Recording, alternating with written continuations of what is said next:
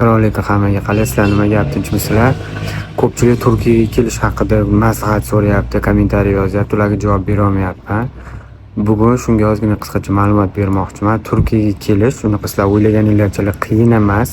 Ishlash ham unaqa qiyin emas, lekin bu yerdagi asosiy muammo dokument bilan bog'liq bo'ladi. Dokument qilish anchagina qiyin, anchagina rasxod ketadi. Основной hozirgi paytda faqatgina o'ranji iqomat izni deydi. Ya'ni studentskiy viza, studentskiy o'tirma izni olishingiz mumkin. Ya'ni siz universitetga o'qishga kirib va o'sha joyda keyin sizga 2 yilgami, 3 yilgami, 5 yilgami anaqa o'tirma izni qilib beradi va bu har yili uzatishga to'g'ri keladi. Eng qulay va eng soddalashgani mana shu. Ya'ni o'ranji iqomat izni. Qolganlari anchagina qiyin. Ish topish ham unaqa o'ylaganingizchalik oson emas, lekin ish ham topib, harakat qilib ishlash mumkin.